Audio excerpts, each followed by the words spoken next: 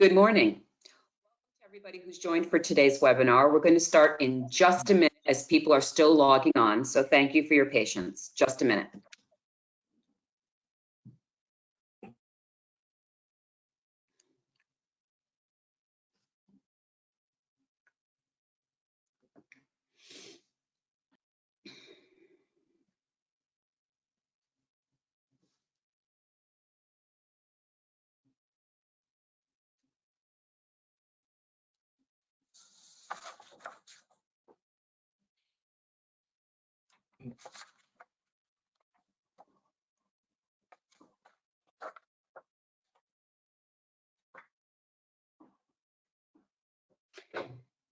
Hello, everyone. Thank you for joining us for today's Ipsos webinar about China's road to recovery during COVID-19. I'm Lauren DeMar. I'm the Global Chief Growth Officer for Ipsos. I'm based in New York City, and I'm leading the Ipsos client teams who partner with our clients around the world. I'll be serving as the host for today's session, and I just want to mention a couple of housekeeping matters before we start today. Throughout the session, you will remain in listen-only mode. However, throughout the webinar today, you can submit questions online using the questions panel in the toolbar that you will see there. We'll answer as many questions as we can get to at the end of today's webinar, time permitting, including questions that some of you have submitted to us in advance. And if time runs short, we'll respond to your questions via email. Today's webinar is also being recorded and it will be posted to our website within about 48 hours. COVID-19 was discovered in China in December of 2019. To me, that seems like a lifetime ago now. Today, cities in China have reopened, including Wuhan, where the virus was first discovered. Most people are back to work. Many of the restrictions have been lifted. In the US, we're in the throes of the pandemic, and the havoc it's still wreaking on our lives and our livelihoods. So of course, we're very interested to understand the trajectory that this crisis has taken in China. What is life like now for China, for its citizens, its consumers, its businesses, and brands? Are things back to what we would refer to as normal? What is normal?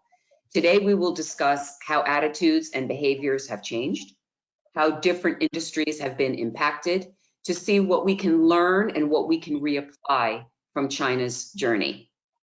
So to lead today's discussion, it's my pleasure to introduce two of my Ipsos colleagues from China. I really want to thank these two guys for joining me today, as it's 11 p.m. their time, so very late for them. Today's main presenter will be David Rao, who's Managing Director for Ipsos in China. David started his career on the client side at Panasonic, 3M, and British American Tobacco in various sales, marketing, and market research roles. He joined Ipsos 10 years ago. He's a specialist in consumer and market understanding and innovation. Joining David is Alex Zhou, President and Chief Client Officer for Ipsos China. Alex has 23 years of market research experience, starting on the client side at P&G, and for the last 20 years at Ipsos. I've worked with both David and Alex for many years. Actually, Alex, I've worked with you for 17 years. I don't know if you know that. And I'm very happy to have them joining us today. So now I'd like to turn the floor over to David to lead today's presentation. David, over to you. Thanks, Lauren, for the introduction. Good morning, everyone. I'm David from Ipsos in China. My great pleasure to have the opportunity to share with you our observations and the learnings from China market. So in my today's presentation, in the next 30 minutes, I'm going to cover mainly two topics. Firstly, what we see the consumer behavior and attitude changes throughout the whole epidemic process, and especially in the past couple of weeks during the early stage of the recovery period. What are the early signals we see and how we can predict the futures from these early signals? And secondly, what will be the impact to the different industries and what we see our brands and manufacturers did during the epidemic and what went well, what we see they are doing now. So before I start, just a very quick update about China's current situation. I read the news this morning. It is reported that throughout the whole China, there's only 1,700 cases left. And in the city, Shanghai I'm living, it is reported there's less than 100 cases left already.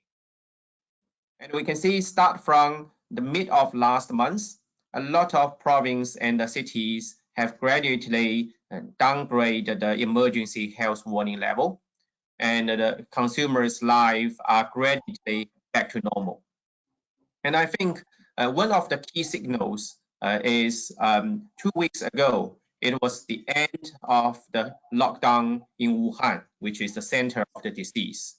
And this symbolized that China's battle against the disease have been moving to a new stage, which is preventing the imported case as well as driving the economic recovery. So now you can see that throughout China, there's a very high work resumption rate across most of the province. And also across different industries, we also see a very high resumption rate, especially in the retailing industry. Almost all the stores are reopened throughout the whole China. And here I want to show you some photos I took yesterday in Shanghai to show you how our daily life now returned to the normal situation. So you can see that on the top left-hand side, the photo I took in the subway. So everyone, of course, wear face mask. And when they pass by the gate, there's the automatic temperature checking system. And in right-hand side is a photo I took in the shopping mall. Although it's empty, but we now see some people are working in the shopping mall wear face masks already. On the bottom side, you see the photos that when you go to our office building. So everyone need to check the temperature and then need to show a green barcode. So here I want to show you my green barcode on my mobile phone. So this is an app the government developed and everyone install that barcode on their mobile phone. It associates with the mobile phone number and it has green, yellow, red, 3 colors. The green color means that you're safe and you can go anywhere you want, have no restriction. If the barcode turns to yellow, that means that you just returned from high risk district, either overseas or those districts that be identified as high risk in China, or you have close relatives or family members which live with you together who have the disease. And the yellow barcode means that you have to stay home for the quarantine period, 14 days. And if it shows a red barcode, then that means that you have to stay in the hospital. So very strict restriction and controls, but that enabled people to have a very good health check system and the life back to normal. So that's the current situation. You know that throughout the whole past 4 months period, we witnessed consumer behaviors and attitude. And now we are trying to join the dots together to build the scenarios, to review the whole process. Especially in the past several weeks, we try to closely monitor consumers' behavior changes. So as I said that we witnessed the consumers went through 6 stages with a variety of the emotion states. So from the beginning, they disbelieve and feel uncertainty about disease and suddenly jump into a preparation mode. They suddenly find that the disease is so close to themselves. They changed their travel plans, stockpiling the goods, and try to make sure that they are personally protected themselves. And then they go to the adjustment period that they stay at home to make adjustments, work out the new routines. And gradually they get used to the new routines and get settled. And it was a long period when people stay at home and they try to tolerate the boring life.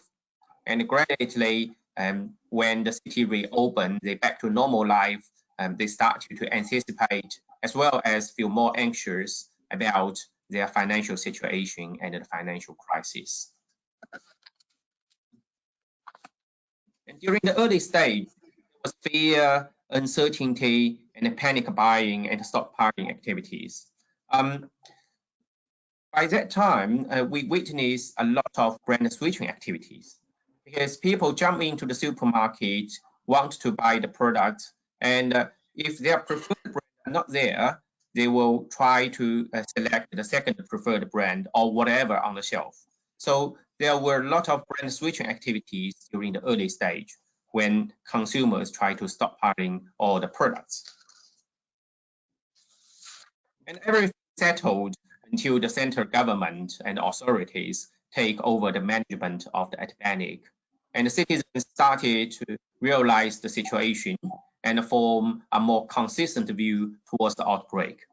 And by that time, Wuhan, the center of the disease, formally being locked down, and other cities and provinces also implemented different level of restrictions. And when people stay at home, they proactively seek for a clear information. So we can see that they move to those news channels. For example, the WeChat, which is a Chinese version WhatsApp, is the most used channel for information. And we see a lot of media switching behaviors by that time. So for example, people traditionally may watch TV or radios more, but during the stay-home period, during the epidemic, they want to get news faster. So they move to Chinese version WhatsApp, WeChat, or Weibo, which is the Chinese version Twitter. And because the information channel is so fragmented, people also gradually learn how to cross-check the different news across different channels to make sure they do not get the fake news. So they gradually change their media behavior to more rely on the online channels, and also they try to validate those informations by themselves. At the same time, they may find new channels, for example, some famous doctors' Weibo account to follow because they are the authorities for the disease. And also during the early stage of the epidemic stay-home period, and because of the uncertainty, people spend more time doing the stuffs they are good at. For example, they cook the dishes they are good at, or they read the books they prefer to read.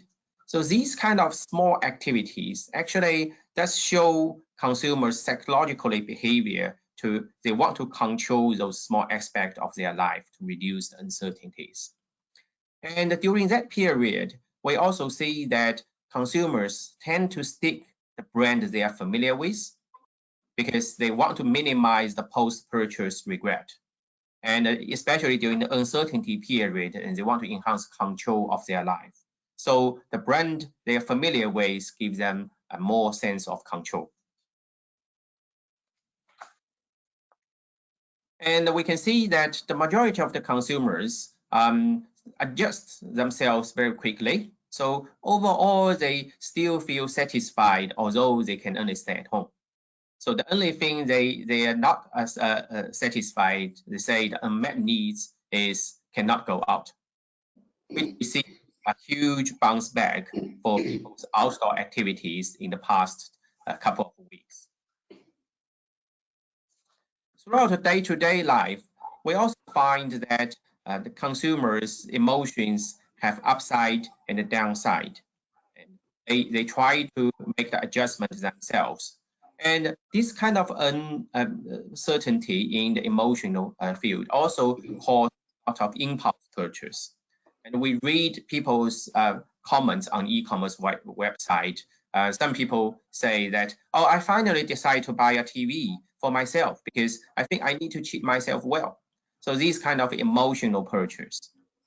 At the same time, we also observed some people seek novelties during that period because they think that the long stay-at-home period makes the life so boring and they want to seek novelties. So they go online, try to buy some things that which are interesting or give them some fresh mindset. Of course, there's enhanced concern towards the health, particularly concern about the ability to control the disease in the short term, and also worry about whether themselves will get infected, and or their family members get infected. The overall health concern also generated a lot of actions towards the health insurance. Because traditionally, in Western countries, in China, health insurance is still not that popular, even in the big cities. I think it's only single-digit penetration. But the recent figure shows that more than 60% of the consumers are willing to buy health insurance now. And more than 50% of consumers saying that they will plan to buy the family insurance. So we can see that the needs to the health insurance will increase in the future.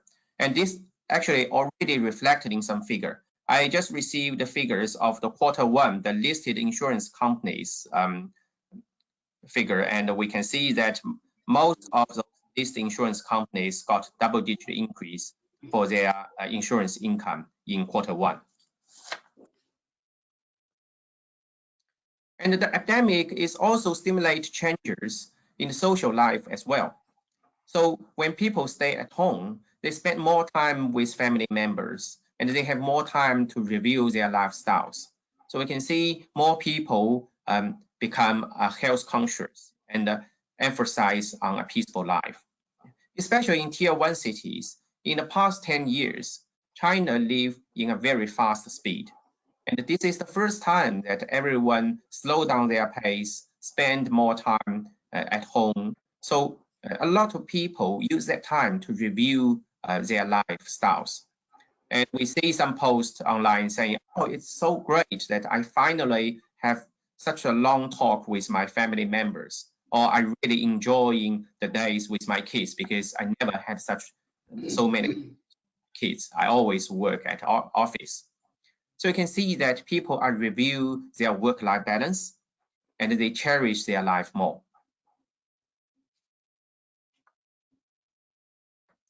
When we ask consumers about the economic recovery, so overall in China, there's still a very strong belief that the economic will get recovered in the second half of this year.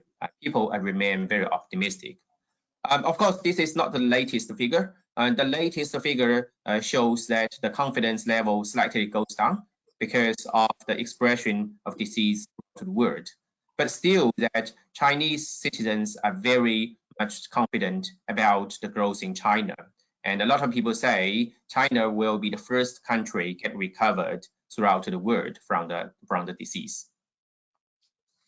But however, when we ask their personal concerns, the financial securities, we also see more than half people worry about the risks of getting pay cut or career slowdown in the near future, which will threaten their financial securities.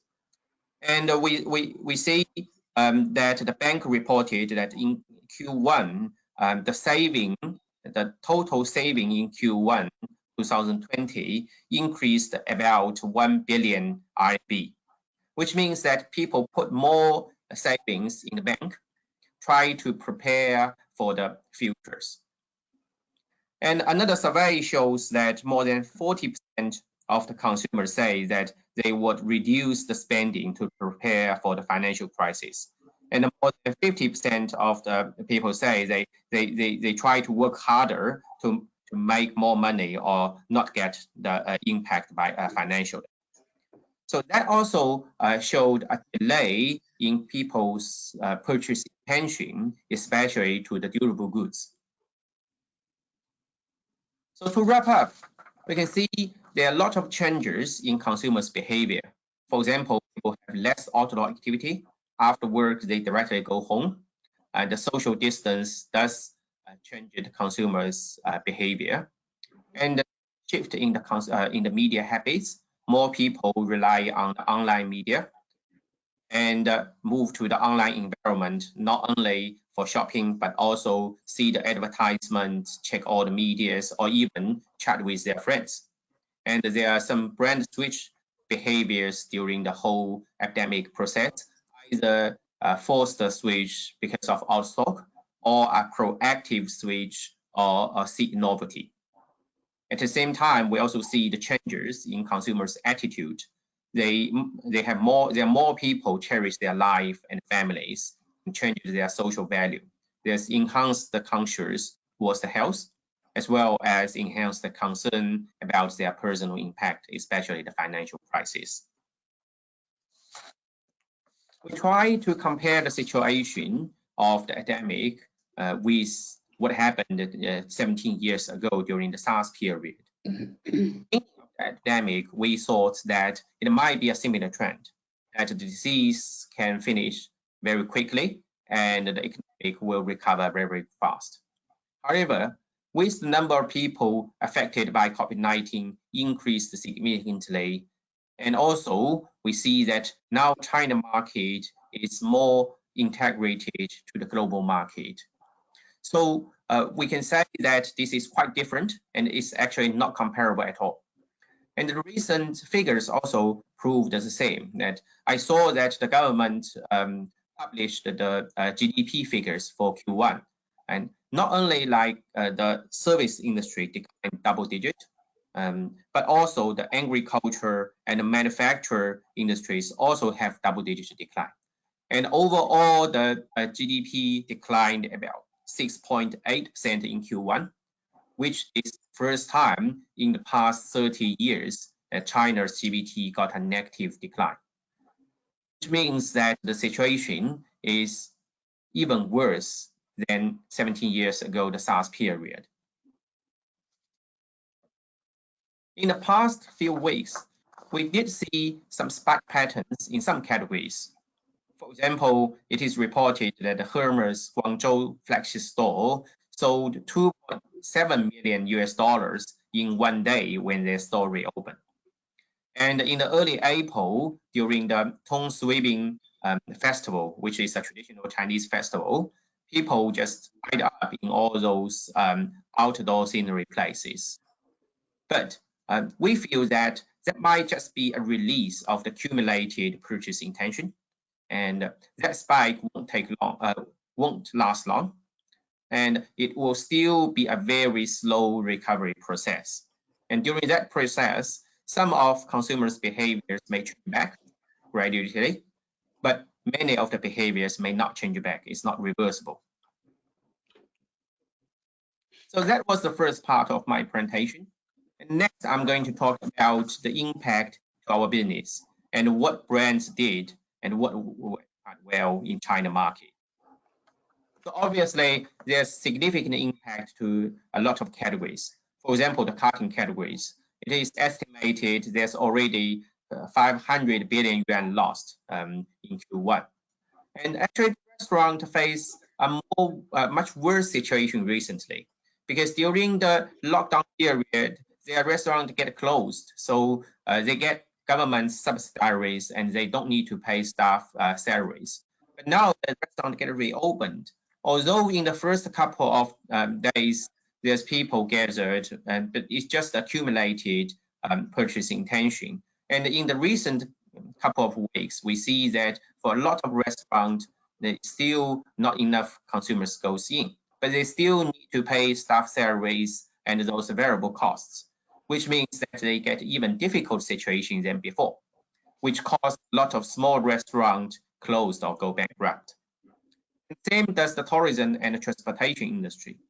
And we see in a recent survey that consumers claim that they will definitely reduce their tourist travel expense.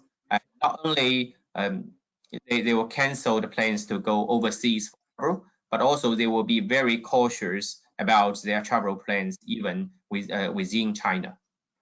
And for the transportation industries, it's the same, because in the past 3 months, people get used to work remotely, and they get used to have the online meeting instead of meeting face-to-face. So a lot of companies realize that it is actually not necessary to travel across regions or overseas to have a face-to-face meeting, which will significantly change behaviors in future for the transportations. And of course, the retail industry faced much bigger challenges because during the epidemics, a lot of consumers moved to online shopping. and China enjoying the most sophisticated delivery system in China, even in those rural areas. So the e-commerce channel like Taobao or Jingdong, they can deliver their goods on the next day for most of province or regions. So it's a very fast system. And because the city locked down and people restricted to go out, so they more heavily rely on online shopping. And a recent survey we did shows that a lot of people said that after the pandemic, they will remain the current behavior or even do more online shopping. So, which means there will be a significant impact and changes to the offline retail environment. The offline retail environment really need to think hard to see how they can get consumers back. And so does the automotive industry. In the first quarter, we can see that the car volume sales declined more than 40% compared with last year. In the beginning, we thought that the pandemic might change consumers' mindset, and they will cherish to have a private car, which might spark some purchase.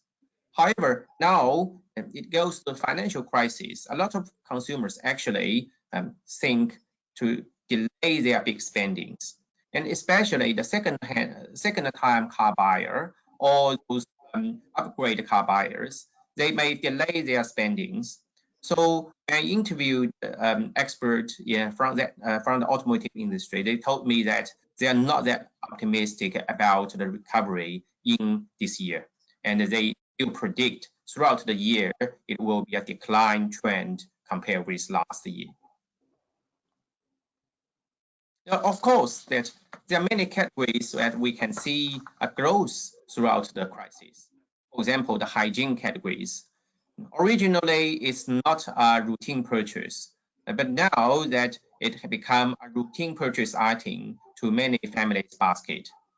And also the protective materials like masks or gloves that people now use every day. As well as the nutrition industry, because of the enhanced concern to the health, that supplementary and also those products will enhance immunity benefits will get huge potentials in future. And of course, the skincare categories as well, because now people wear face masks every day. And it seems that we have to wear face masks for a long time, even during the summer season. So a lot of girls, we can see that they claim that they want to do more facial care to protect their skins. And in terms of the cosmetic industry, actually, it's very interesting. We see a polarized result.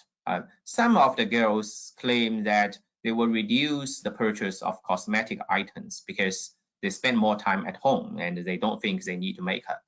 But there are also a certain group of consumers claim that they will remain to purchase or even buy more because they think even wear face masks, they still need to make up. So we can see that there might be a shift in the category in the cosmetic category, but overall, we still feel optimistic that they will have more potentials for the growth. And during the pandemic, we also see accelerations in the whole digitalization in many industries. For example, online education is one of the cases because all the schools are still remain closed till now. Some of the schools may start to reopen from May, but during that period that the students already get used to the online education system. The government also supported the online education platforms and asked teachers to record their lessons and broadcast online, even on the television. So online education become a booming categories during the disease. And of course, e-commerce platforms. When I mean e-commerce platform, it's not only for the big e-commerce platform, but also those niche small e-commerce platforms, because they satisfy the small niche groups' needs. And we also see these small niche platforms increase the revenue significantly during the pandemic. And not only about the shopping behavior, but also people moved everything online. For example, some e-commerce platforms now have their live stream broadcast to sell the products. And another interesting thing is the cloud-based experience. For some activities, originally we think it's definitely an offline activity. For example, you go to bars to listen to DJ musics.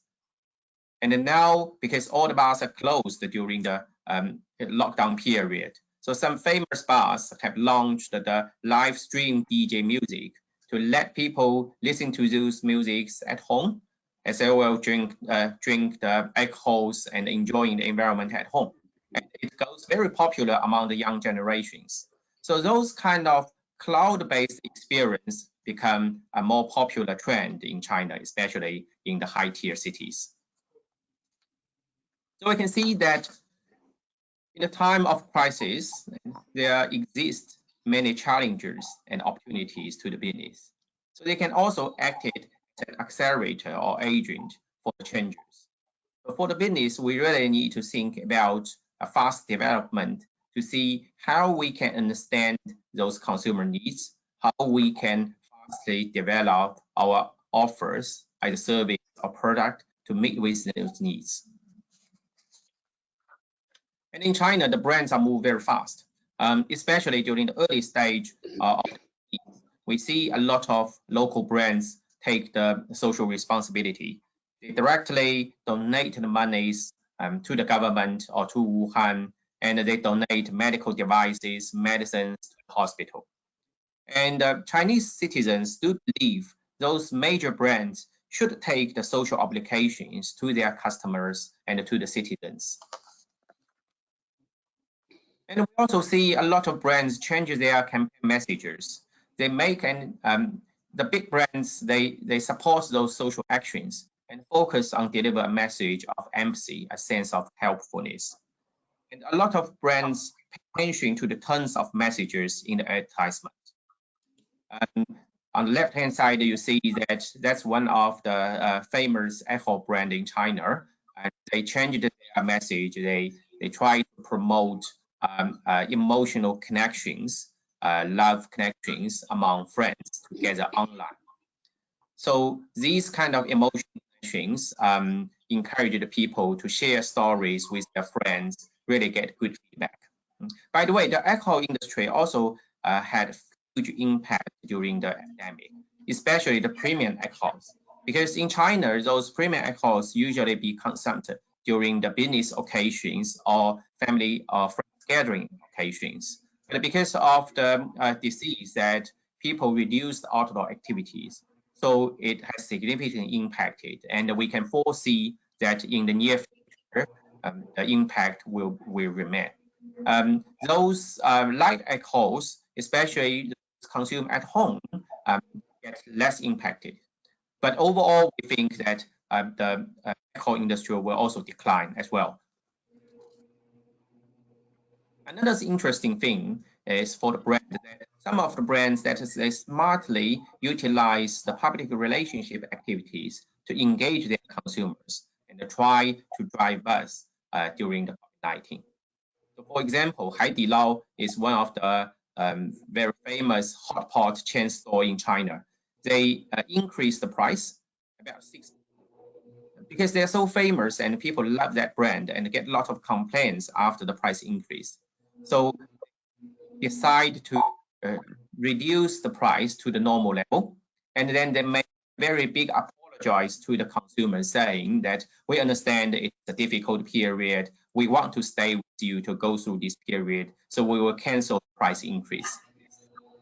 Receive a very good feedback now. And another interesting story is from a big household appliance manufacturer, Lens. They recruit a plan to pick up their employees from local province to their Shenzhen office factories, and they broadcast it lively. And this echoes consumers' request for the manufacturers to back to work to drive the economic recovery, and got very good feedback saying that this company really takes social responsibilities, care about their employees. So you can see that different brands try to use different kind of activities, but the end goal is try to connect with their consumers, try to deliver a positive messages to the consumers. We can see that a lot of brands and categories started to move to new areas. For example, the beauty brands include Shiseido or Chendo. They all move to the sanitized category, which we see huge potentials in future. Not only those beauty brands, but also we observed some automotive brands also announced that they will cooperate with the suppliers to produce masks and other disinfection supplies by rebuilding the product line. But the reason they move to those categories is not only for profit driven, but because that kind of movement fit with their brand image quite well. Wuling is a famous brand in China. Their brand claims that they will produce whatever the Chinese citizen want. So moving to those medical suppliers fit with those claims quite well. You can see that this is a way that the brands try to connect with consumers and try to emphasize their brand images. Overall, we see an accelerated development on the new offers, especially the high-tech offers. For example, Tmall, the biggest online e-commerce store, launched the AR makeup trial system to let consumers to online trial all those products, makeups. And also the online medical service increased significantly during the epidemic, including the online drugstores and online disease Q&As and online hospital booking systems. And we also see that a lot of companies started to develop new promotion activities during the epidemic and also the new channels. For example, L'Oreal Paris launched a new marketing campaign encouraging consumers to have a New Year hair coloring by DIY their color styling at home. So which drive a buzz, because when people stay home, they really feel bored. So these kind of activities fit with that period needs quite well. And on the right-hand side, we see a local cosmetic chain store, Ling Qingxuan. But during the disease, they quickly switched all shopping guides to online working mode by using the internet celebrities as well as their own staff to do online sales through the WeChat channel communities and through the live stream. And their sales recovered very quickly in Q1. So this is not isolated. Actually, what we observed in the market is those companies who heavily rely on offline channels, who have traditional mindset, are really struggled during the recovery period. But those companies who have internet deeply rooted in their DNA, or who rely more on the online sales, actually react very fast, and they get less impacted throughout the disease period. To wrap up, I can say that to some extent that there was some spike patterns we observed during the recovery, but it may be a very slow recovery period, especially in the past couple of weeks, that more people feel the uncertainty about the global financial crisis, and that will definitely impact the recovery. We see a significant changes in consumers' behavior and attitudes. Some of them change back after the crisis, but a lot are not reversible. So to some extent, we will say that we might face a new market situation. And what we observed is the brand did play a very critical role during the whole epidemic. They can offer more support, and consumers are welcome those brand support. Changes also generated opportunities post the crisis market. So the manufacturers and the brands might think how we can fast capture these opportunities. We also see our clients in China are moving. So for example, in the beginning of the epidemic, they try to pausing all the campaigns and be very cautious about the message delivery. But now they move to the stage of the recovering, they change their messages to focus more on deliver a positive message, a supporting message to their consumers. They are reviewing brands' values, messaging at the future of COVID-19. And we're also helping our clients to understand the new consumer needs. For example, I'm doing a project with one of my local clients, try to help them to understand the enhanced health concern. What does it mean exactly to a specific category, the RTD drink category? What kind of ingredients consumers expect to have in RTD drink post the crisis period? What does enhance the immunity means to them? So those kind of specific questions to link the changing needs to a specific category. And we also try to work with our clients more to join the dots together, to watch out those early signals, try to predict. Because we are in a changing world, we can't wait until everything settled. So we see also our clients are moving fast. So our advice recommendation to all of you, the first thing is we will need to stay close with our consumer. We're in the changing period. Consumers' emotional needs and functional needs are all changing. So we need to stay close with them, to get connected with them and understand their needs. Second, we will need to be innovative to cope with those changing needs. It may not mean you need to develop a product, but also you can change the message you're delivering, change your brand, or even think outside the box to see what kind of activities you can do. But overall, just need to be innovative during this changing period. And so, as I just mentioned, during the uncertainties, a lot of consumers may seek the familiarity, as well as we see also the behaviors of seeking novelty. So how we can balance a consumer's design for the familiarity and for the novelty, this is a critical topic. Last but not least, we will need to move fast. As I said, that we're in a changing world, so we will need to move fast, and that's also what we observed in China market. So those companies who have the online DNA, who react very fast, actually get less impact during the whole epidemic. So that's all for my presentation. Overall, I know we trust that the grooming days will finally pass, and a new world with new markets and new consumers will come soon. Thank you. Thank you, David.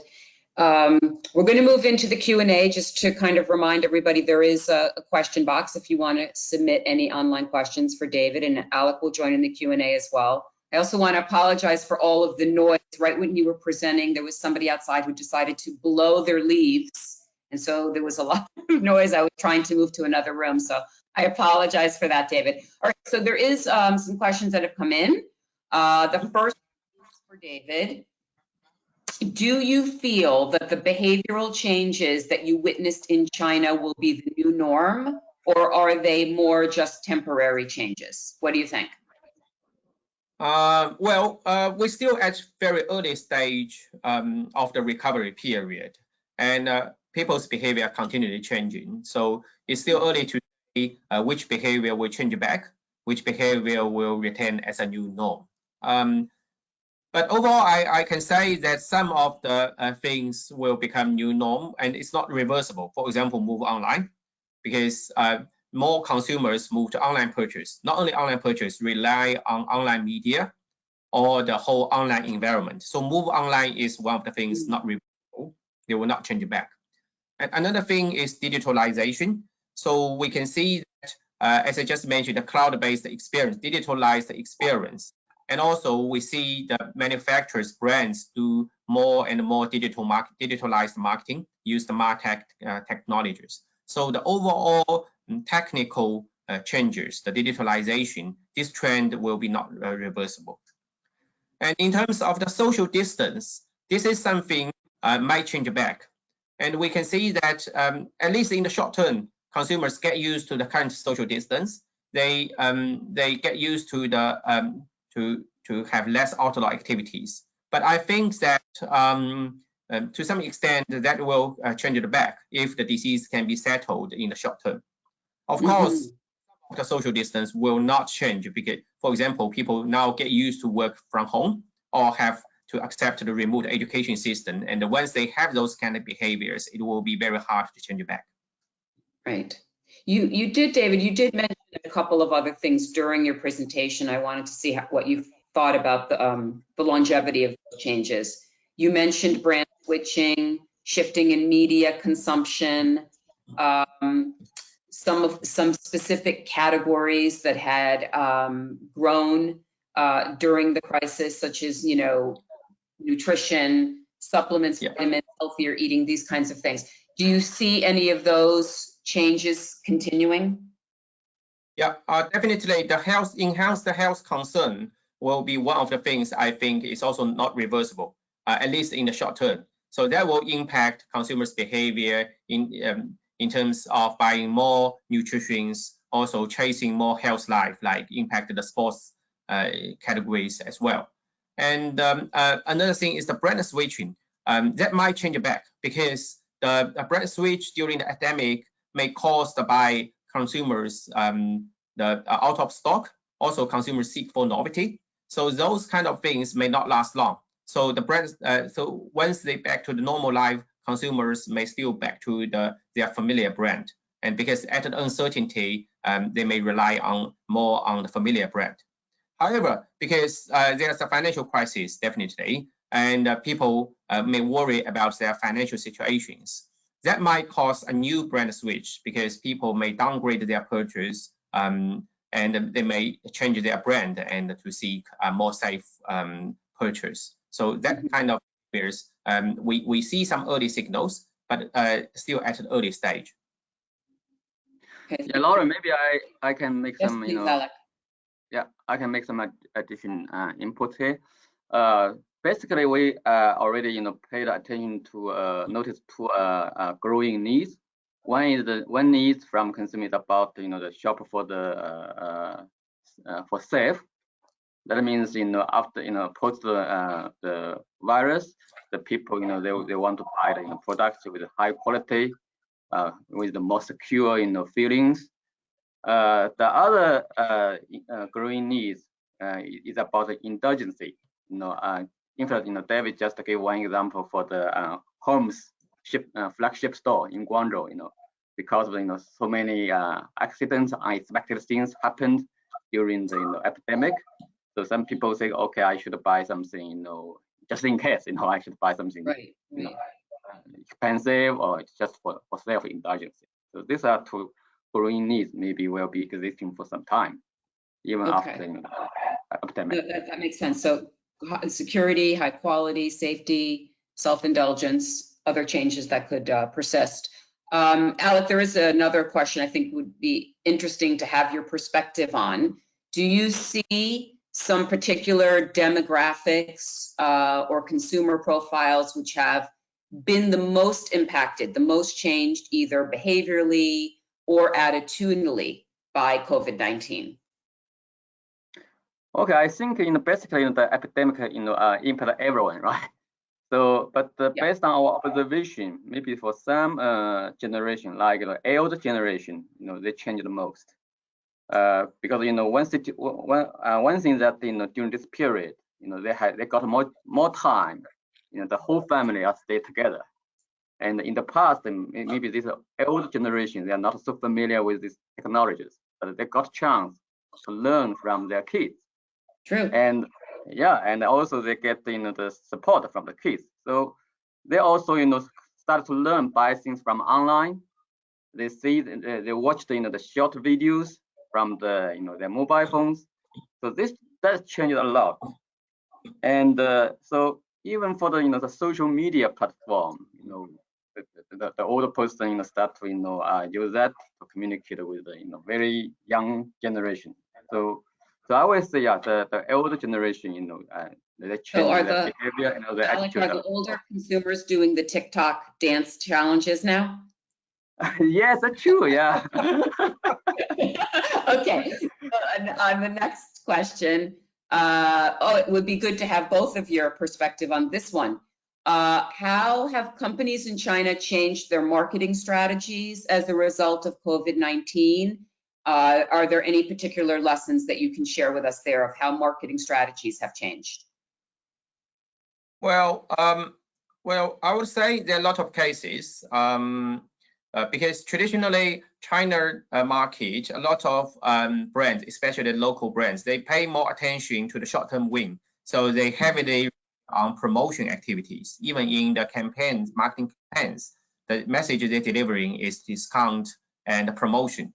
But during this epidemic period, I think a lot of brands now realized that the value of the brand. So we can see a lot of brands started to think about their brand value.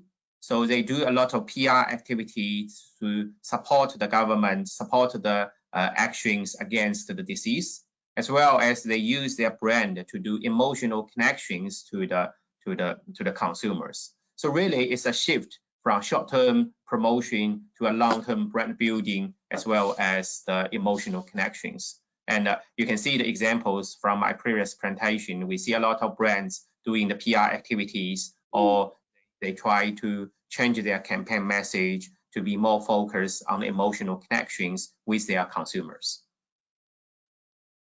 Thank you. Alec, anything to add to this? Yeah, I think before the epidemic, the total e-commerce transaction accounts for around 20% of the total transaction revenue in China, and the expert just estimate maybe for the next 10 years the e-commerce will be maybe reach to 40% or 50%.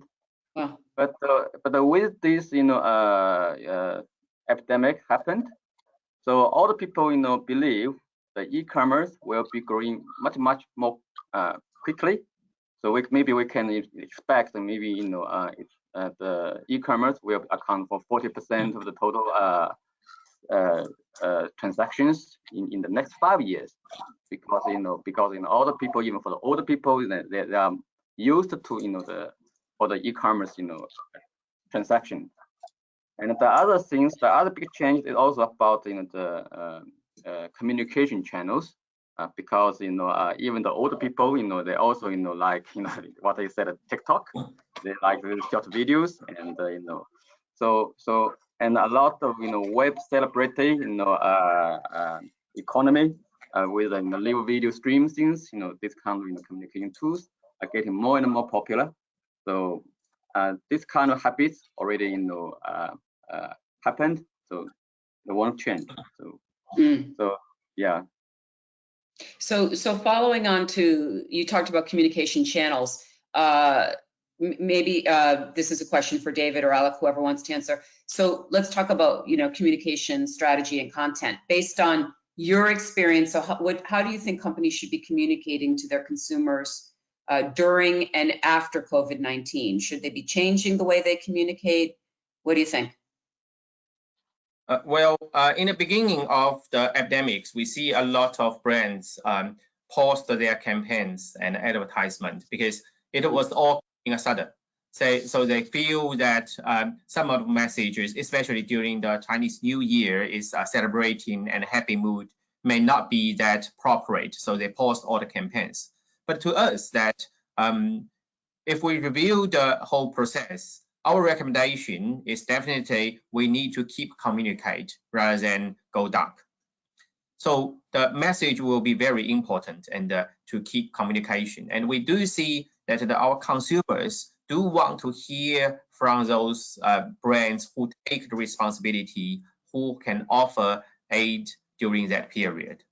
And the message, the tone will be very critical, because we can see that some of the brands, their DNA, their brand images associate with those positive message, take social responsibilities, and those brands are much easier to deliver this kind of message during the epidemic. But some of the do not have that kind of DNAs in their brand, and they need to be very careful when they deliver similar message, because there's a sudden change of their brand image. But overall, I would say that building the emotional connections with their consumers, deliver a positive image, will be very critical to the brands during and after the epidemic. If you can do it in an authentic way and it's not seen as a major change. Exactly. Okay. Yeah, exactly. maybe just kind of one last question for Alec. What is Ipsos in China doing? Your clients to help companies to understand the changes and to move forward? Okay. When the coronavirus outbreaking got confirmed, Ipsos China, in fact, we was the first company. We were the first research company in China to start tracking the public opinion and behavior changes, and the result was released by the social media, and we shared the learning to our other companies. And then during the epidemic period, Ipsos China made some investments. So on one side, we launched some studies to understand the consumer attitudes and behavior changes, including we focus on some industries, for example, the food and beverage, consumer household product, automotives, and consumer healthcare. And we shared the learnings at the earliest time to our clients. And on the other side, we also invest some new digital or mobile platforms, like WeChat social platform or WeChat communities. So that this makes it possible for our client to get the first-hand information, even during the epidemic period. Now we are in the recovering stage. So like what David said, we are almost 90% back to normal. So we kept very close communication with the clients to understand their concern, and so with our new established digital or we call data science team, we are building some scenarios or building some models to predict what the consumer needs change. This will go to client specific industry or categories. For example, what does enhanced health concern mean to consumers' drinking behavior in ITD beverage categories, or what kind of specific contents do they prefer to wish to have in the drink, or what kind of benefit we can explore to have from their ITD drink. So all these kind of things, we are just want to work very, very close with our clients to stay with them, and so that we can have the good predictor for the future and a better understanding of the consumers for the future. That's what we are doing now. Thanks, Alec. I think the comment about being able to help with more prediction is very relevant as well for the US. And I just wanted to conclude by saying thank you to both of you. You shared a lot that I think has relevance and can inspire us here in the US as well. Some takeaways, probably not an immediate bounce back in spending in the economy for the US either. People probably will be more cautious, conservative for some time, worried about perhaps a potential resurgence. They'll continue to be concerned about their financial security and their health. Clear that different sectors will spring back at different paces. So retail, hospitality, you mentioned travel, automotive could take some time.